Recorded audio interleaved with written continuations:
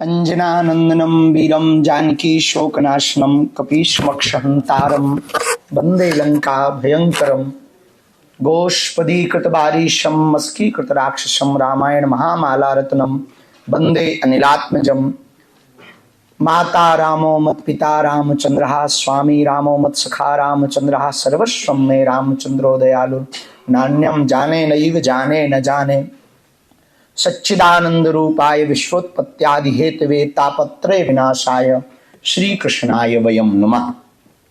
हम आज बहुत प्रसन्नचित्त हैं और बहुत आनंद की गर्व की अनुभूति कर रहे हैं तीन कारणों से।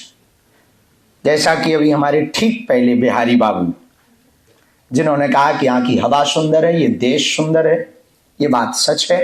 यहाँ की हवा सुंदर है, यहाँ का देश सुंदर है, आप लोगों का भेष भी बहुत सुंदर है, इसमें भी कोई संदेह नहीं। और आज इन सज्जनों को देखकर, भारतीयों को देखकर और ऑस्ट्रेलियंस के अंदर भारतीयता देखकर हमारा मन बहुत ज्यादा गदगद हुआ है। आज के इस NSW पार्लियामेंट में, यहाँ की पार्लियामेंट में ठीक पूर्व में कैली सलोन मेंबर ऑफ पार्लियामेंट थे, वॉरेन किर्बी वो भी मेंबर ऑफ पार्लियामेंट थे, leader of opposition. Dev Sharma ठीक अभी अभी उनका कोई कार्य था तो वो निकले, वो भी सेनेटर न्यू साउथ वेल्स के, वो भी यहाँ थे। और अभी सामने में हमें प्रसन्नता है कि हमारे काउंसलर साहब श्री समीर पांडे जी भी विराजमान हैं और श्रीनी काउंसलर साहब भी विराजमान हैं और रतन कौर विकी जी भी विराजमान हैं, साथ ही साथ सुमन शाह जी भी विराजमान हैं। उनका भी हम बहुत बहुत स्वागत करते हैं। श्री योगेश खट्टर जी और साईं प्रवस्तु जो हिंदू काउंसलिंग ऑस्ट्रेलिया के एवं हरे कृष्णा महामंत्र परिवार से भी विराजमान है, इस्कॉन परिवार, स्वामी नारायण परिवार से भी विराजमान है, सनातन परंपरा से विराजमान है। सच ये है कि हम लोगों के नाम अलग अलग हैं, पंथ अलग अलग हैं, मत अलग अलग हैं, विचार अलग अलग हैं, पर हम सब भारतीय हैं।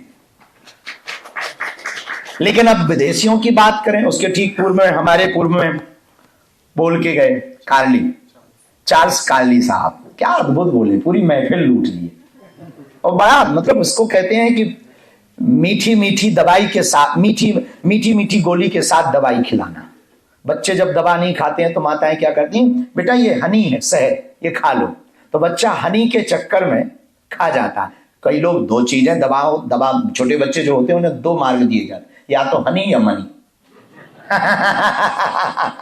तो बच्चे फिर वो मीठे के चक्कर में खा जाते हैं और उनका रोग ठीक हो जाता है या बीमारी ठीक हो जाती है। तो बहुत अद्भुत बात हमसे पूर्व में आपने भी कही।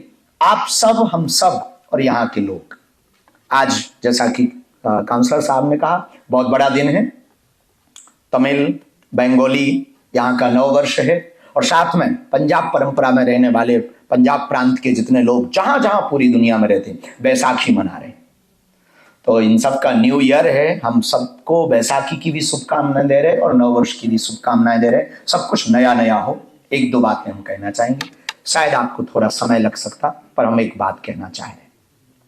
हम लोगों के तन अलग अलग हैं, देश अलग अलग हैं। ऑस्ट्रेलिया है आपका देश, भारत हमारी भूमि है, लेकिन एक बात हम कहना चाहेंगे, आसमान सबका एक है। देश अलग है पर आसमान एक है। हम लोगों के रंग यानी कलर बहुत अलग अलग हैं पर खून एक है। हम सब मानव हैं, हमारे अंदर भी मानवता है, आपके अंदर भी मानवता है और हम चाहते हैं इस पूरी दुनिया में बहुत इंसान है पर उनकी इंसानियत खत्म हो रही है। अंदर से वो इंसानियत का भाव शून्य होता जा रहा है। आज का ये संवाद NSW पार्लियामेंट का संवाद हम आप सबके बीच सिर्फ एक विषय को लेकर के आए हैं, जो अपना निवेदन करने के लिए आए हैं। जो मूल भारतीय उनसे तो कहेंगे कि आप सब कुछ त्यागना, पर भारतीय परंपरा मत त्यागना, क्योंकि भारत ने हंसना सिखाया है, भारत ने जीना सिखाया है, भारत ने शांति सिखाई है, भारत ने सद्भाव सिखाया है और भारत ने जीवन जिए कैसे बहुत लोगों ने पढ़ाया है, पर हमारे भारत ने सिखाया है। पूरी दुनिया के यूनिवर्सिटियों में पढ़ाया गया, पर हमारे भारत में जीना सिखाया गया। जीना कैसे चाहिए ये बहुत महत्वपूर्ण है और हमारे भारत में से तीन चीजें बड़ी महत्वपूर्ण है हमारे भारत की। हमारे अध्यात्म की। पहला शांति, दूसरा प्रसन्नता और तीसरी सद्भावना।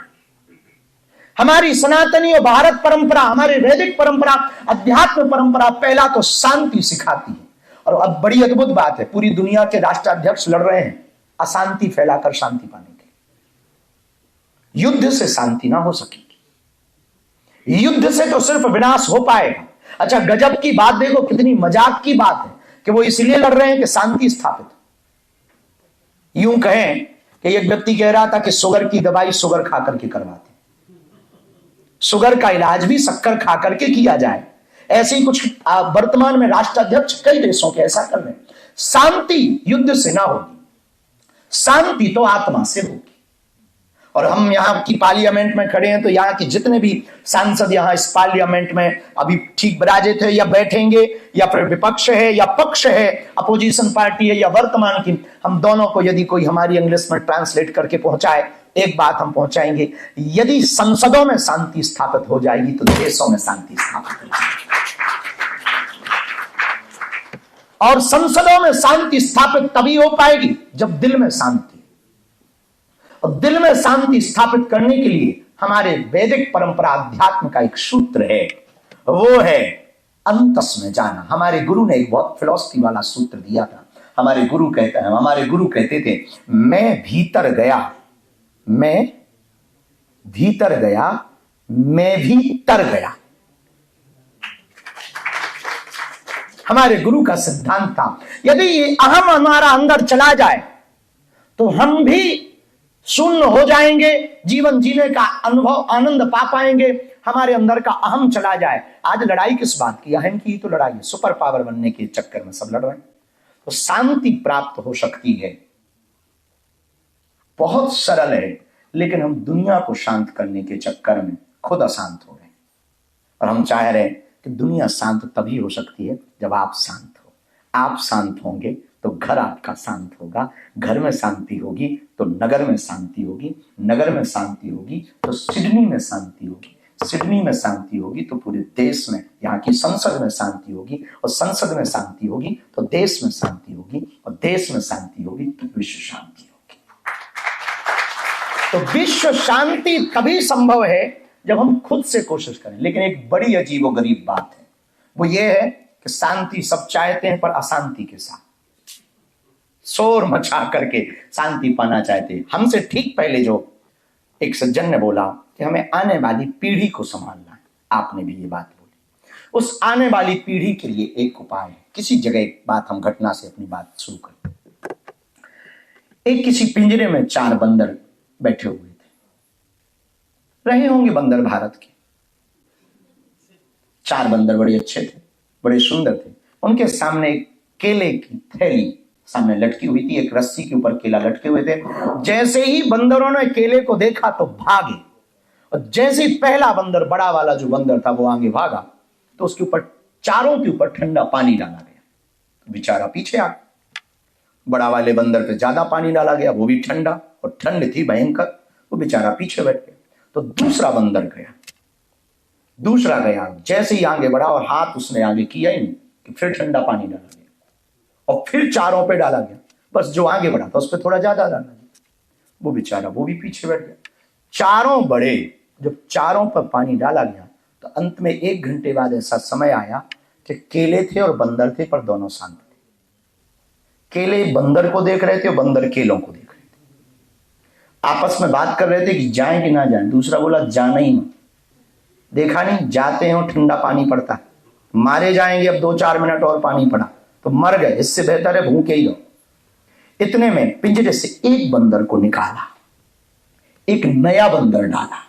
3 पुराने थे पर एक नए बंदर को डाला, और जैसे ही नया बंदर आया तो उसे तो रूल पता नहीं था, नियम पता नहीं था कि यहां क्या तमाशा चल रहा है। तुरंत आगे बढ़ा केले देखकर, तो 3 ने पैर पकड़ लिए, वापस आ जा, क्षमा कर भाई, तुम गया नहीं कि सब पे पानी पड़ेगा, तुझे यहां की कहानी पता नहीं है, अभी नया नया है, तू जाएगा खाएगा, और जैसे ही खाने के लिए हाथ बढ़ाएगा फिर से ठंडा पानी पड़ेगा। और धीरे धीरे एक एक करके सबको निकालते गए, और एक समय ऐसा आया कि चारों बंदर पुराने वाले बाहर हो गए, 4 नए अंदर हो गए, लेकिन केला वही था, बंदर वही थे, वो आगे बढ़ नहीं रहे थे, उसे खा नहीं रहे थे। ये कहानी बड़ी अद्भुत है कि यदि हम अपने आप को सुधार लेंगे तो हमारी आने वाली पीढ़ी सुधर जाएगी, बेटे सुधर जाएंगे, बेटों के भी बेटे सुधर जाएंगे और धीरे धीरे पूरा समाज सुधर जाएगा, सब शांति की ओर अग्रसर हो जाएंगे। यदि एक व्यक्ति घर का शांति प्राप्त कर लेगा, एक व्यक्ति यदि सुधर जाएगा तो पूरा परिवार सुधरते देर ना लगेगी। लेकिन वो एक की शुरुआत हमारे आदि जगत गुरु शंकराचार्य ने अद्वैतवाद के सिद्धांत को कहा है। जहां द्वैत मिटाने के शांति मिली, शांति का मतलब क्या? जहां द्वंद्व है वो अशांति है, और जहां द्वंद्व खत्म वहां शांति। ये तेरा और मेरा सबसे ज्यादा अशांति का चक्कर है। ये हमारा हो जाए, ये हो जाए, ये हो जाए, तो वहीं अपने नहीं, संसार क्या अपना हो जाए। अद्वैतवाद का सिद्धांत पकड़ाने की शांति मिली, भेद मिटा के शांति मिली। भेद जब तक है तब तक तुम अशांत हो, और जहां आपने अभेद को प्राप्त किया उसी दिन आप शांत हो जाओगे। अभेद का अर्थ है कि ये सारे संसार में ये हमारा है, ये पराया, ये अभेद है। लेकिन जिस दिन ये भाव आ जाए कि सब मेरे परमात्मा का है, सब मेरे परमात्मा का है, सब मेरे ईश्वर का है, वही शांति है। ये अभेद है। और रामायण में कहा कवच अभेद विप्र गुरु पूजा। अभेदता को प्राप्त कर लेने के बाद अशांति चली जाती। जैसे प्रकाश होने पर अंधेरा चला जाता, जैसे सत्य के सामने आ जाने से असत्य सरेंडर हो जाता, जैसे धर्म के सामने में अधर्म फीका पड़ जाता, वैसे ही अभेद के सामने भेद चला जाता, और वैसे ही अशांति के सामने शांति जैसी खड़ी होती, अशांति भाग जाती। तो हम लोगों ने शांति की खोज बाहर की साधनों में। गाड़ी बनाएंगे, बंगला बनाएंगे तो शांति पाएंगे, बड़े बड़े मकान बनाएंगे तो शांति पाएंगे। जो पीछे बैठे हैं वो आगे बैठना चाहते, जो आगे हैं वो यहाँ आना चाहते डेस्क पे कि हम भी कुछ बोलें, और जो यहाँ आ गए वो सोच रहे कि हमने तो बोल लिया, लास्ट स्पीच हमारी हो। और जो लास्ट स्पीच दे करके खड़े वो सोच रहे थोड़ा और बढ़ जाए।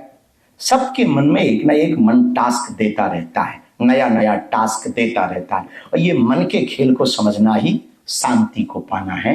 ये टास्क देता रहेगा, इसके चक्कर में बहुत ज्यादा मत पड़ो। जो प्राप्त है उसी को पर्याप्त समझो।